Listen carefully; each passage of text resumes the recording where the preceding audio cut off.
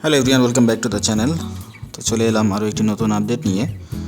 আরমান মনসুর এই চরিত্রটি আমরা দেখেছি তাণ্ডব সিনেমায়, যে চরিত্রে ক্যামিও দিয়েছিলেন সিয়াম আহমেদ। একটি ভয়ঙ্কর চরিত্র, পাগলাটে ধরনের। এক চোখে তিনি দেখেন না, সেই চোখটি পাথরের। আরেক চোখে তিনি দেখেন। এক চোখা আরমান মনসুর যেন একটা আতঙ্ক হয়ে এসেছিলেন তাণ্ডব সিনেমায়, এবং ছোট্ট একটি ক্যামিও দিয়েই সিয়াম আহমেদ কিন্তু দর্শকের আকর্ষণ নিয়েছেন।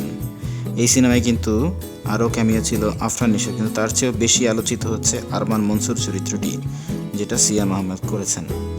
এতটাই পছন্দ করেছে মানুষজন এই চরিত্রটিকে যে তারা এই চরিত্রের স্পিন অফ মুভি চাচ্ছে।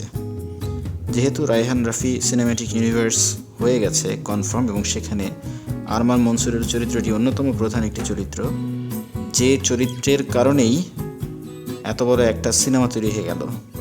ব্যাকগ্রাউন্ড স্টোরির কথা যদি আমরা বলি, সেটা এই চরিত্রের কারণেই কিন্তু ঘটেছে, বাট সেটা এই মুহূর্তে কিভাবে ঘটলো সেটা বলবো না, কজ বললে সিনেমার গল্প প্রকাশ হয়ে যাবে। বাট এতটাই জনপ্রিয়তা পেয়েছে সিয়াম আহমেদের এই চরিত্রটি যে এখন এই চরিত্রের উপর বেস করে ইন্ডিপেন্ডেন্ট সিনেমা করার প্ল্যানও চলছে। নাজমুন মুনিরা ন্যান্সি নামে একজন গায়িকা আছেন বাংলাদেশের। সেই গায়িকা সিনেমা দেখার পর এই চরিত্রটিকে এতটাই পছন্দ করেছেন যে ফেসবুকে স্ট্যাটাস দিয়ে তিনি ছবি শেয়ার করে বলেছেন যে আরমান মনসুরকে নিয়ে একটি সিনেমা দেখতে চাই। সেই পোস্টে আবার কমেন্ট করেছেন ডিরেক্টর রায়হান রাফি। তিনি কমেন্টে এটা ইনশিওর করতে চেয়েছেন যে এই চরিত্রের নামে সিনেমা হবে। তো এটা খুবই এক্সাইটিং একটা ব্যাপার যে ডিরেক্টর নিজেই কনফার্ম করছেন, তার মানে ডেফিনেটলি হবে। নতুন একজন সিএমের সাথে পরিচয় করিয়ে দেওয়ার জন্য ন্যান্সি রায়হান রাফিকে স্পেশাল থ্যাঙ্কসও দিয়েছেন এবং বলেছেন যে অপেক্ষায় থাকবেন আরমান মনসুর নামের চরিত্রটির জন্য। সুড়ঙ্গ 2 চরিত্রটি আসছে, তাণ্ডব 2 সেটাও আসবে। এর মধ্যে যদি আরমান মনসুরও চলে আসে, এটা হবে দর্শকদের জন্য একটা ট্রিট।